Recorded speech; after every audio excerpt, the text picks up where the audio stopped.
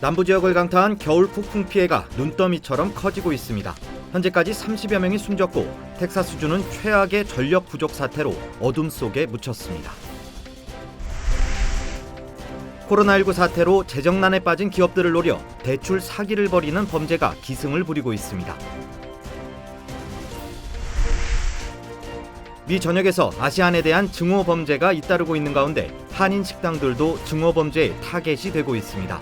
캘리포니아주 하원은 상황의 심각성을 알리기 위해 아시안 대상 증오 범죄를 규탄하는 결의안을 만장일치로 통과시켰습니다. 캘리포니아주의 코로나19 확산이 하락세로 돌아서면서 조만간 추가 경제 재개 가능성에 대한 전망이 나오고 있습니다. 식당을 비롯해 박물관, 체육관 등의 공공시설에 대한 실내 영업이 허용될 것으로 예상됩니다. 여러분 안녕하십니까? 2월 17일 첫 소식입니다. 전례 없는 겨울 폭풍이 미 남부 지역까지 강타하면서 최소 8개 주에서 30여 명이 숨졌습니다. 최악의 전력 부족 사태가 발생한 텍사스주에서는 3일째 정전 사태가 계속되고 있고 수백만 가구가 여전히 암흑 속에 지내고 있습니다. 복구 작업이 늦어질수록 책임이 누구한테 있는지를 두고 주정부와 전력 회사 간의 공방이 거셉니다. 김재은 기자의 보도입니다. 수영장이 꽁꽁 얼어붙었고 실링팬엔 고드름이 주렁주렁 달려 있습니다. 남부 지역의 기록적인 겨울 폭풍이 강타한 지 3일째. 누적 사망자가 이미 최소 30명으로 늘어났지만 교통사고와 일산화탄소 중독사 등 인명피해는 계속되고 있습니다. We are still in the midst of this winter storm that quite frankly started on Sunday and now this is Wednesday. And so we're going to be in this for a couple of more days. 한파의 여파로 정전 피해가 가장 심각한 텍사스주에선 아직도 정전이 된 가구가 무려 300만에 달합니다. 백악관은 텍사스주에 대한 연방 비상사태를 선포했지만 여전히 복구 속도는 더딥니다. 단기간에 정상적인 전력 공급이 어려워지자 주정부와 전력회사들 간 책임 공방이 가열되고 있습니다. 그레게보트 텍사스 주지사는 텍사스주 전력망을 운영하는 전기신뢰위원회 얼카색에 책임을 돌리고 이번 사태에 대한 조사를 명령했습니다. ERCOT stands for Electric Reliability Council of Texas, and they showed that they were not reliable. 텍사스는 연방정부의 규제를 피하기 위해 미국에서 유일하게 자체 전력망을 운영합니다. 얼카 측은 지역별로 단전을 하지 않았더라면 더 심각한 정전이 빚어졌을 것이라고 해명했습니다. 특히 일부 민주당 의원들은 부실한 주정부의 전력망 관리를 지적하고 보수 인사들이 정전 책임을 근거 없이 재생에너지 확대 정책으로 돌리고 있다고 주장했습니다. I would say 100% of the blame goes to Greg Abbott and the Republicans just for years and years of neglect and mismanagement. 이런 가운데 국립기상국은 또 다른 겨울 폭풍이 앞으로 이틀 동안 중남부와 북동부를 휩쓸 것으로 예보해 정전 사태의 원인 규명까진 시간이 더 걸릴 것으로 보입니다. MBC 뉴스 김재은입니다. 코로나19로 재정난에 빠진 기업을 지원하는 재난대출 관련 사기가 극성을 부리고 있어 주의가 요구됩니다. 개인정보 도용을 넘어 대출을 신청한 적도 없는데 수십만 달러의 대출을 받았다는 고지서가 날아오는 황당한 일도 벌어지고 있습니다. 홍지은 기자의 보도입니다. 연방중소기업청 SBA로부터 고지서를 받은 마이클 허프 씨. 고지서에는 허프 씨 이름과 주소로 수십만 달러를 대출받은 내용이 명시돼 있었습니다. 신청하지도 않은 고액의 대출금이 이미 입금됐다는 소식에 황당하다는 입장입니다. I thought it was a joke at first. I've never owned a business, ever. I've never applied for any kind of financing for a business. This was random, out of the blue. I get an invoice in the mail that I have this $141,000 loan. 연방중소기업청 SBA는 코로나19로 재정난에 빠진 비즈니스를 지원하기 위해 2억 달러의 재난대출을 승인했습니다. SBA의 지난 10월 보고서에 따르면 전례 없는 수요와 공경으로 인해 지원 자격이 안 되는 기업이나 사기범들에게 수십억 달러가 지급됐습니다. 이로 인해 애꿎은 피해자들은 팬데믹 위기 속에 매달 대출금이 계좌에서 빠져나가면서 또 재정 위기를 맞았습니다. this loan is not mine, and I am not going to pay it. 사기당한 사실을 확인하자마자 SBA에 신고를 했지만 여전히 혼란스럽습니다. I will do my best to forward that to the team that needs to resolve this. 사기범들은 개인정보를 중간에서 가로채기 위해 SBA와 유사한 웹사이트를 만들어 피싱을 시도하고 있습니다. 우편과 이메일은 SBA가 보낸 것처럼 정교하게 위장해 유의하지 않으면 자칫 속을 수 있다고 전문가들은 지적합니다. 당국은 이메일과 우편을 통해 개인정보를 묻는 경우가 없다며 이런 연락을 받으면 검찰이나 SBA에 즉시 신고할 것을 당부했습니다. MBC 뉴스 홍지은입니다. 캘리포니아주의 코로나19 관련 주요 수치들이 하락세로 돌아서면서 추가 경제 재개 가능성이 높아지고 있습니다. 개빈 뉴섬 캘리포니아 주지사는 코로나19 확진자와 입원 환자가 감소세를 나타내고 있다며 다음 주까지 상당수의 카운티가 경제 재가동 가이드라인 2단계인 레드로 이동할 수 있을 것으로 전망했습니다. 레드 단계에서는 식당들은 최대 수용 인원의 25% 이내에서 실내 영업을 할 수 있으며 영화관과 박물관, 체육관 등의 제한적인 실내 영업도 허용됩니다. 다만 인구가 많은 지역의 경우 레드로 이동하기까지 다소 시간이 걸릴 것으로 보입니다. 바바라 페러 LA 카운티 보건국장은 하락세가 지속된다면 LA 카운티는 올 봄쯤 가장 심각한 퍼플 단계를 벗어날 것으로 내다봤습니다. 한편 캘리포니아 주정부는 백신 접종을 가속화하기 위해 접종 대상자를 점차 확대하고 있으며 현재 매주 300만여 명의 접종을 목표로 하고 있습니다. LA 통합교육부가 프로풋볼구장 소파이 스타디움을 코로나19 백신 접종센터로 활용할 방침입니다. LA USD는 LA 카운티와 LA 프로풋볼팀 램스 등과 협력해 교사와 교직원들의 백신 접종을 가속화하기 위해 인글루드에 위치한 소파이 스타디움을 대규모 접종센터로 운영하는 것을 검토 중이라고 밝혔습니다. 통합교육부 측은 현재 LA 카운티 보건국과 교육국의 허가를 기다리고 있으며 접종소가 오픈하면 하루 최대 10,000여 명이 코로나 백신을 맞을 수 있을 것으로 추산했습니다. 현재 LA 카운티에서는 65세 이상 교사와 교직원만 백신 접종을 받을 수 있지만 다음 달 1일부터는 모든 교사를 비롯해 식품업계 근로자와 구급 대원들도 백신 접종을 할 수 있게 될 전망입니다. 위안부 피해자를 매춘부로 규정한 마크 램지어 하버드대 로스쿨 교수의 논문에 대해 한인들이 국제 청원 운동을 전개하는 등 파장이 점점 커지고 있습니다. 미 동북부 한인회 연합회 등 한인 단체들은 세계 최대 규모의 청원 사이트 체인지에 위안부에 대한 사실을 왜곡한 램지어 교수의 논문을 강력히 규탄하고 해당 논문의 철회와 진정성 있는 사과를 촉구한다는 내용의 청원을 올렸습니다. 이번 청원에는 뉴욕, 뉴저지, 커네티컷 등 동북부 지역 대다수의 한인 단체가 참여했으며 연합회 측은 온라인 서명을 받아 하버드대 로스쿨과 램지어 교수의 논문을 출간하는 국제법 경제 리뷰에 각각 전달할 예정입니다. 한편 LA 한인회도 다른 한인 단체들과 함께 역사를 왜곡한 램지어 교수의 사과를 촉구하고 이에 대한 지역 정치인들의 참여를 더욱 확산시켜 나갈 계획이라고 전했습니다. 코로나19 사태 이후 아시안에 대한 증오 범죄가 확산되고 있는 가운데 최근 워싱턴 DC 인근 지역에서는 한인 식당을 대상으로 한 강도 범죄가 빈발하고 있습니다.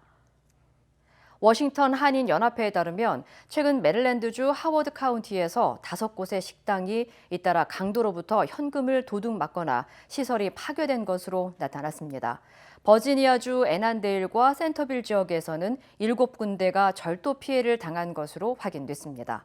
이에 대해 한인사회 일각에서는 잇따른 한인 업소들의 피해가 최근 늘어나고 있는 아시안 증오 범죄와 연관이 있는 것 아니냐는 우려도 커지고 있습니다.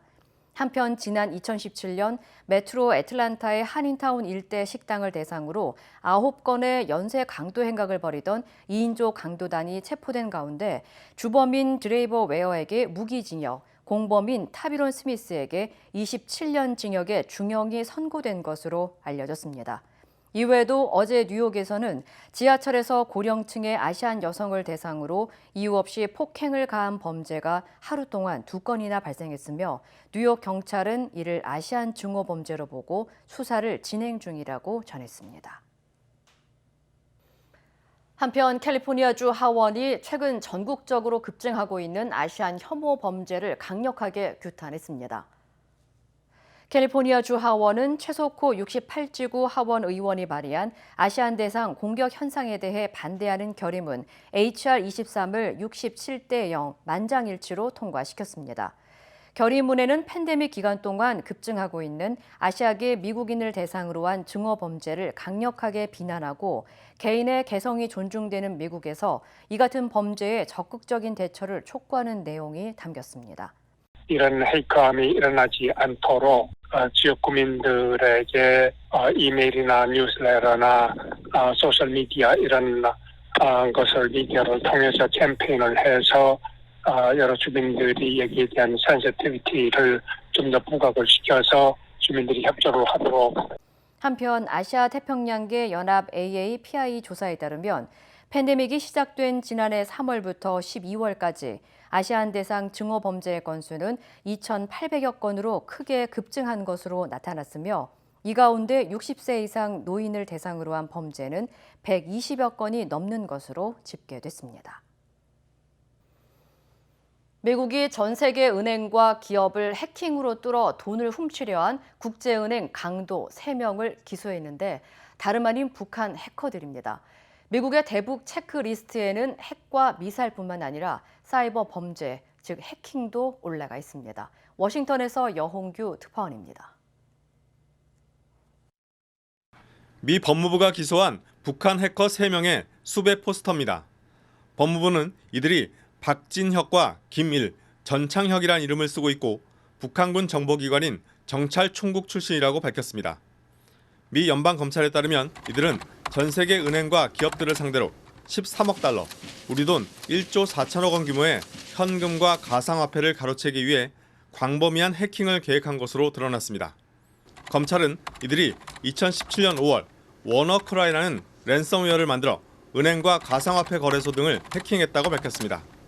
이번 기소는 2014년 소니픽처스 해킹 사건이 발단이 됐습니다. 당시 북한 김정은 위원장 암살을 다룬 영화 인터뷰의 제작사 소니픽처스가 해킹을 당하자 미 수사당국은 북한의 해커 조직 라자루스를 지목했고 2018년 라자루스 소속인 박진혁을 기소한 바 있습니다. 이후 박진혁을 수사하는 과정에서 북한군 해커 2명의 소행이 드러나 이번에 추가로 기소한 겁니다. 법무부는 캐나다계 미국인 1명이 돈 세탁을 통해 북한 해커들을 도운 혐의를 인정했다고 밝혔습니다.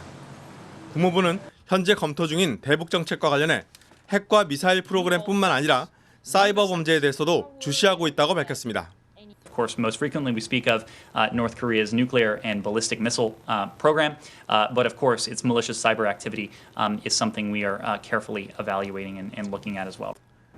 미국 언론들은 이번 사례가 북한이 유엔과 미국의 제재 하에서 사이버 금융 범죄에 얼마나 의존하고 있는지를 보여준다고 지적했습니다. 워싱턴에서 MBC 뉴스 여홍규입니다. 조 바이든 대통령이 $10,000에 달하는 학자금 대출 탕감을 지지한다고 밝혔습니다. 바이든 대통령은 어제 밀워키에서 열린 TV 타운홀 행사에서 학자금 빚을 최대 $50,000까지 탕감하는 민주당 의원들의 계획을 지지하지 않는다고 말했습니다. 이어 학자금 부채 상황을 이해하고 있고 학생들의 부담을 줄일 것이라며 $10,000의 빚을 탕감할 준비가 돼 있지만 $50,000는 아니라고 바이든 대통령은 설명했습니다. 앞서 지난 4일 민주당 의원들은 바이든 대통령에게 $50,000의 학자금 빚을 탕감하는 행정명령을 취할 것을 촉구했습니다. 이외에도 바이든 대통령은 비영리 단체나 정부 기관에서 일할 경우 신청할 수 있는 채무 탕감 제도를 확대하고 차나 집을 살 때 학자금 빚이 영향을 주지 않도록 시스템을 개편하고 싶다고 강조했습니다. 지난주 미 전역 병원에서 가짜 마스크가 무더기로 발견됐다는 소식 전해드렸는데요. 연방수사당국이 최근 몇 주 동안에 걸쳐 가짜 N95 마스크 1,000만 장을 적발한 것으로 전해졌습니다. 국토안보부 이민국 요원들이 동부 지역의 한 대형 창고에서 곧 배송을 나가려던 가짜 3M 마스크 수십만 장을 적발해 압류하는 등 미 전역에서 1,000만 장을 적발했다고 밝혔습니다. 지난해 말부터 전국적으로 수사를 진행한 결과 가짜 마스크들은 최소 5개 주에서 병원과 의료보건시설 그리고 정부기관에서도 팔리고 있는 것으로 파악됐습니다. 수사관들은 피해자들이 6천 명이 넘을 것으로 보고 이들에게 정식 의료 마스크가 아닌 가짜 마스크 사용을 당장 중지하라고 경고했습니다. 한편 수사당국은 가짜 3M 마스크를 판별하기 위해서 3M사의 웹사이트에 공시된 구별법을 참고하도록 권하고 있습니다. 한국 병역 의무와 관계없이 2003년생 선천적 복수 국적자의 국적 이탈 마감 시한이 다음 달로 다가왔습니다.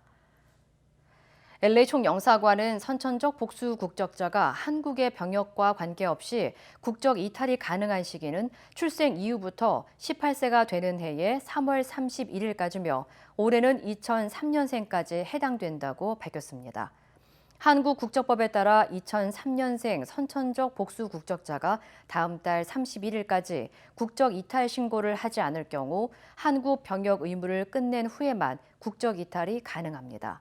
국적 이탈 신고에 관한 자세한 사항은 LA 총영사관 웹사이트 영사민원 24를 통해 확인할 수 있습니다. PGA 투어 2021 제네시스 인비테이셔널이 내일부터 오는 21일까지 캘리포니아주 리베라 컨트리 클럽에서 개최됩니다. 이번 대회에는 세계 랭킹 1위 더스틴 존슨을 비롯해 저스틴 토마스, 로리 맥클로이 등 탑 10 안에 드는 선수들이 대거 참가하고 김시우, 케빈 나, 김태훈 등 한인 선수들도 출전합니다. 올해 제네시스 인비테이셔널은 코로나19 여파로 무관중 형식으로 진행됩니다. 한편 이번 대회의 타이틀 스폰서인 제네시스는 경기장 곳곳에 주력 모델인 GV80를 공개할 예정입니다. 캘리포니아주가 코로나19에 대한 기업들의 발빠른 대응을 위한 포털 사이트를 마련했습니다. 캘리포니아주 노동국은 오늘 사업체의 안전한 운영을 위해 코로나19 지침 등 최신 정보가 담겨 있는 포털 사이트를 개설했다고 밝혔습니다. 웹사이트를 사용하기 위해서는 사업체에 대한 기본적인 정보를 제공해야 하며 등록 후에는 주변 지역의 코로나19 상황, 코로나19와 관련한 유급 병가 등의 직원 혜택, 주정부의 최신 방역 지침 등 다양한 정보를 확인할 수 있습니다. 노동국은 이번 웹사이트는 단순히 고용주를 위한 교육용으로 개설됐으며 개인정보를 요구하거나 주정부의 행정적인 목적으로 사용되지 않는다고 덧붙였습니다. 미얀마 쿠데타, 이젠 국회의원에 대한 체포영장까지 발부된 것으로 전해집니다. 군 병력도 집결 중이라고 합니다. 시위엔 최대 인파가 참가해 그 모습을 위성사진으로 확인할 수 있을 정도입니다. 박성원 기자입니다. 미얀마 최대 도시 양곤 중심부에 군부 쿠데타에 반대하는 시위대가 몰려들었습니다. 비상사태 선포와 5인 이상 집회 금지라는 군사정부의 압박에도 독재 종식과 아웅산 수치 국가고문의 석방을 요구하는 대규모 시위가 12일째 이어졌습니다.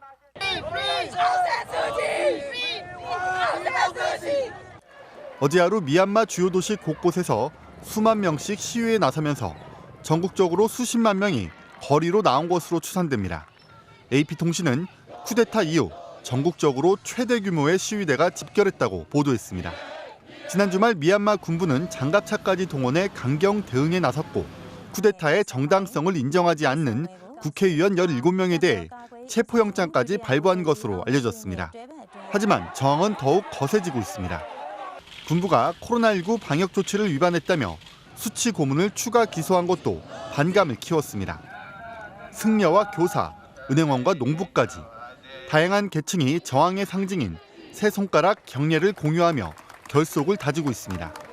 운전자들은 마치 엔진이 고장난 것처럼 차를 세운 채 도로를 점거하기 시작했습니다. 시위 진압을 위해 투입될지 모를 대규모 군 병력의 이동을 막으려는 겁니다.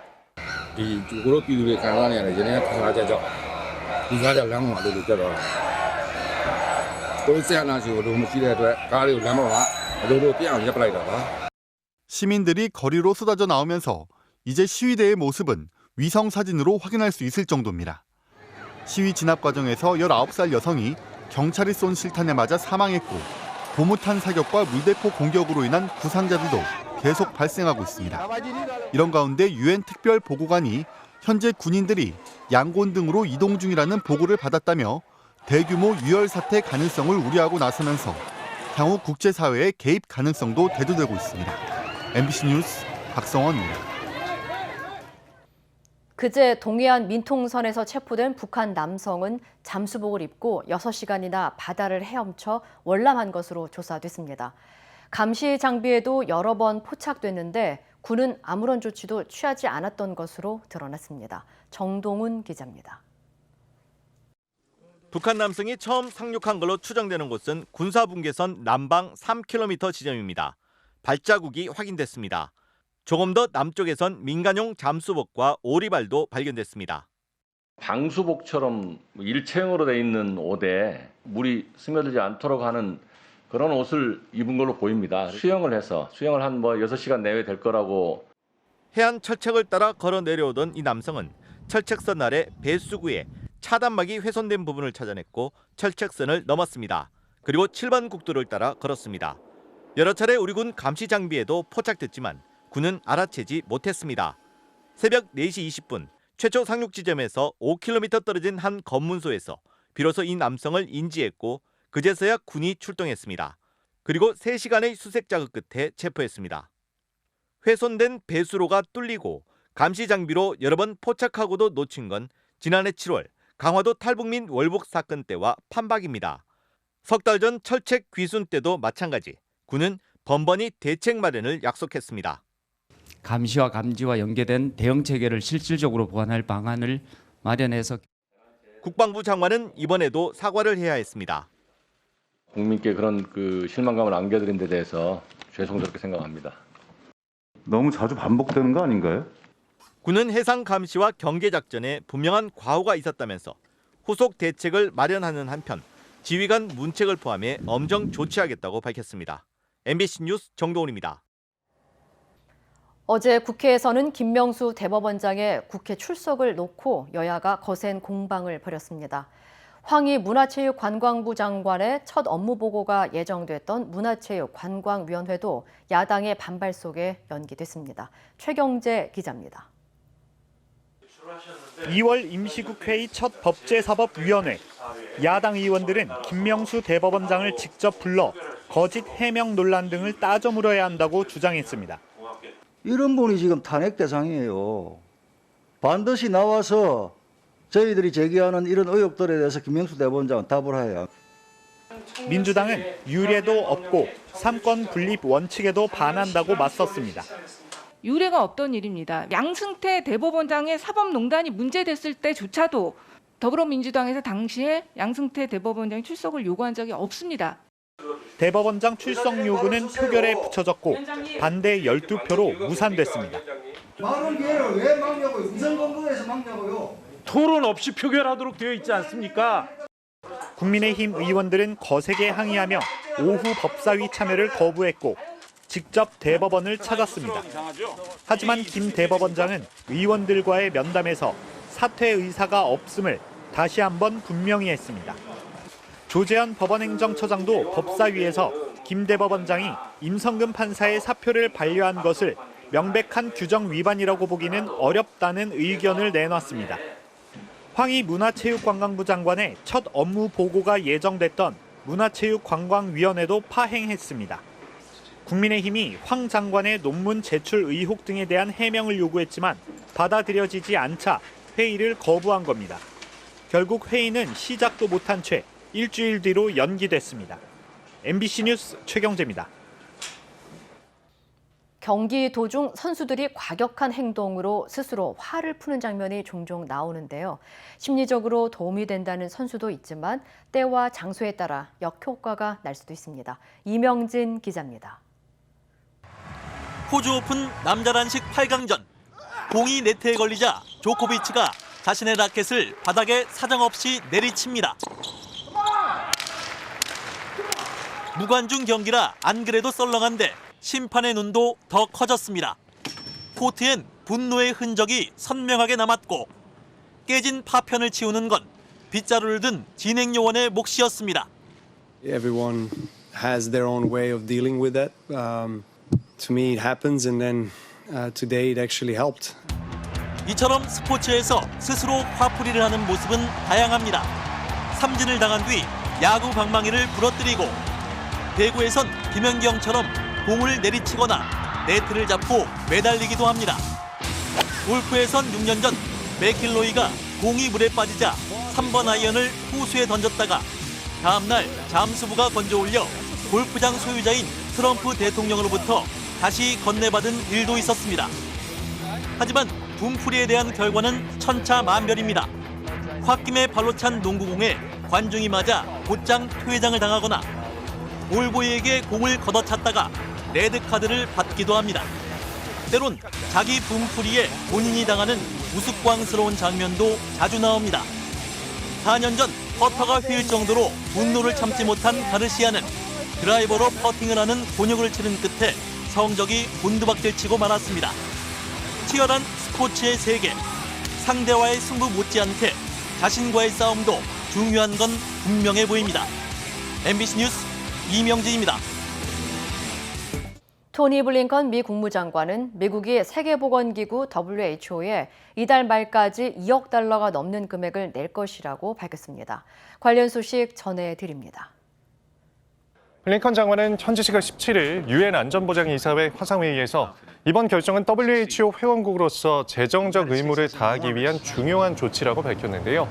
또 미국이 WHO가 코로나19 대응을 이끄는 것을 지지하고 있다는 걸 보여주는 약속이라며 모든 나라는 코로나19 대응에 기여해야 한다고 덧붙였습니다. 미국은 트럼프 정부 시절인 지난해 7월 WHO 탈퇴를 통보했고 약 670억 원의 분담금도 내지 않았는데요. 바이든 대통령은 지난달 취임 이래 곧바로 WHO 복귀를 발표했습니다. 파블로 하셀이란 스페인 래퍼가 노래 가사와 트위터에 올린 글에서 테러를 미화하고 왕실을 모욕했다는 혐의 등으로 징역 9개월을 선고받고 수감됐는데요. 바르셀로나 곳곳에서는 하셀의 유죄 판결에 항의하는 시위가 열렸습니다. 시위대는 이번 판결은 표현의 자유를 억압한 것이라며 경찰에 향해 돌을 던지거나 쓰레기통에 불을 질렀습니다. 스페인의 문화예술 인사들도 하셀의 투옥에 반대하는 탄원서에 서명했는데요. 하셀은 절대 굴복하지 않을 것이라며 계속해서 노래를 쓰겠다고 밝혔습니다. 독일의 코로나19 신규 확진자 중 영국발 변이 바이러스의 감염자 비율이 22%를 넘어섰습니다. 불과 2주 전인 지난 5일 이 비율이 5.8%에 불과했던 것에 비하면 급격히 늘어난 건데요. 독일 정부는 영국발 변이 바이러스가 지금처럼 매주 2배 속도로 확산한다면 다음 달 초에는 신규 확진자 중 변이 바이러스 감염자 비율이 80%까지 늘어날 수 있다고 추산했습니다. 이 시각 세계였습니다.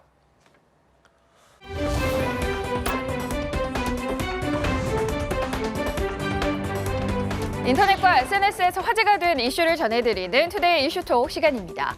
소셜미디어는 즉각적이고 효과적인 소통 도구로 홍보를 위해서 많이 활용되고 있지만 무작정 조회수만 늘리려고 무모한 행동을 했다가 논란의 중심에 서기도 하는데요. 이슈톡 첫 번째 키워드는 따라하면 큰일 날 왁싱입니다. 슈렉으로 분장을 한 걸까요? 코에 면봉을 끼운 남성의 얼굴이 녹색인데요. 물감이 아닌 왁싱제를 바른 거라고 합니다. 네덜란드의 한 이발소가 홍보를 위해 중국 동영상 사회관계망 서비스 플랫폼 틱톡에 올린 영상인데요. 홍보 효과 톡톡히 봤다고 합니다.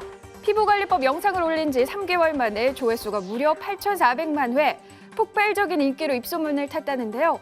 이렇게 얼굴과 목덜미, 코와 귀의 털까지 한꺼번에 제거할 수 있는 시술은 처음이기 때문이라고 합니다. 하지만 전문가들의 생각은 다르다는데요. 이 시술이 질식과 모방 가능성이 있고 눈 주변처럼 민감한 피부에 왁싱제가 닿으면 위험하다고 경고했습니다. SNS는 미성년자도 쉽게 접근할 수 있는 만큼 좀 더 엄격한 규제가 필요한 것 같습니다.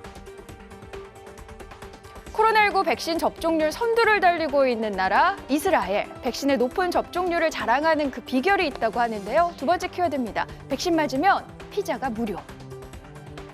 자, 여기는 피자 맛집인가요? 피자를 한 판씩 들고 나오는 사람들의 모습인데요. 알고 보니 이곳은 이스라엘의 백신 접종소라고 합니다. 이스라엘은 코로나19 백신을 맞고 나오는 사람에게 피자나 커피는 물론 중동의 인기 디저트인 쿠나파와 병아리 콩으로 만든 후무스 같은 특식을 공짜로 나눠주고 있다는데요. 접종을 망설이는 시민들의 백신 접종을 독려하기 위해서 아이디어를 냈다고 합니다. 얼마 전 러시아도 백신 접종을 유도하기 위해 무료 아이스크림 행사를 열었었는데요. 인구 대비 백신 접종률이 46%로 전 세계 1위라는 이스라엘. 백신 접종률 선두를 달리는 데는 이런 비결이 숨어 있었던 것 같습니다.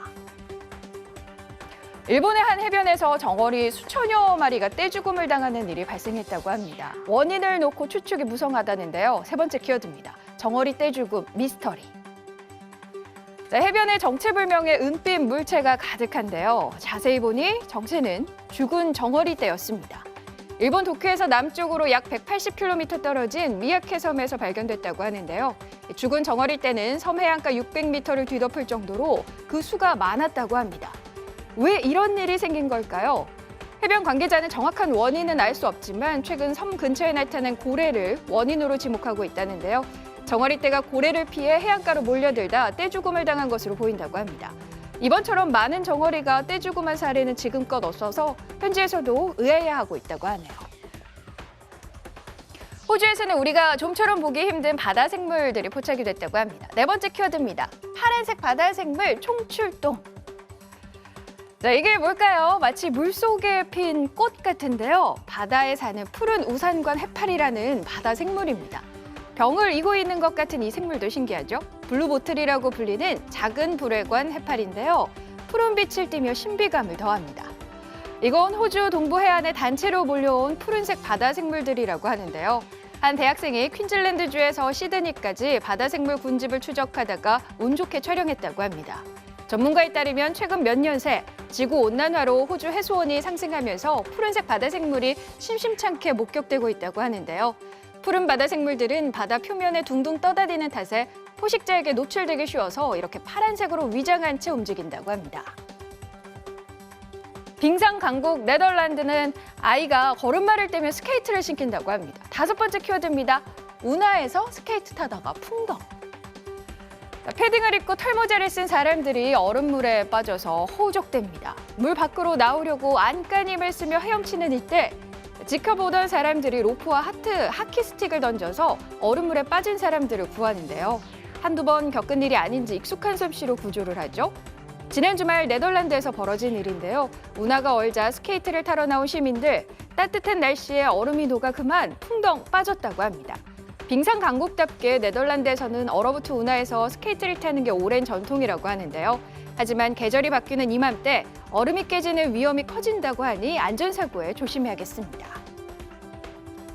반평생을 감옥에서 보낼 남성의 모습이 사진으로 공개돼서 눈길을 끌었는데요. 마지막 키워드입니다. 수감생활 68년 머그샷의 변천입니다. 무표정하게 카메라를 응시하고 있는 백발의 이 노인, 어딘가 모르게 지쳐 보이는데요. 68년의 장기수 생활을 마치고 출소한 미국인 조 리곤 씨입니다. 그는 15살 때 술에 취해 폭행과 살인을 저지른 혐의로 기나긴 수감 생활을 시작했다는데요. 감옥살이 당시 기록된 머그샷이 세상에 알려져 화제라고 합니다. 1963년과 1968년 청년기 조 리곤 씨의 얼굴, 눈빛에 살기가 어느 정도 남아있고 다부진 모습인데요. 장년기로 넘어가자 머리숱이 줄어들고 희끗희끗해지더니 12년 뒤 사진 속에선 턱수염까지 하얗게 변했습니다.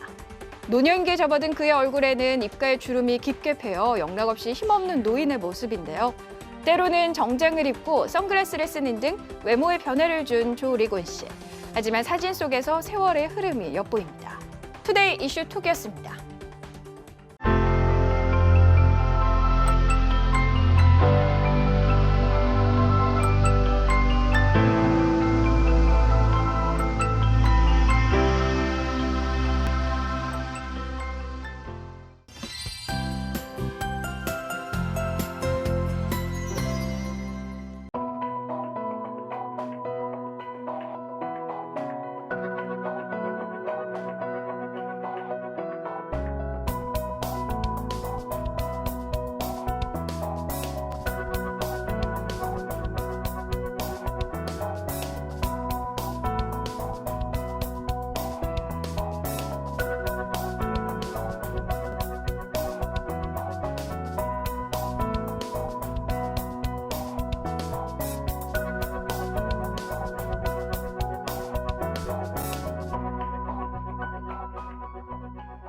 이상으로 2월 17일 수요일 뉴스를 마칩니다. 시청해주신 여러분 고맙습니다.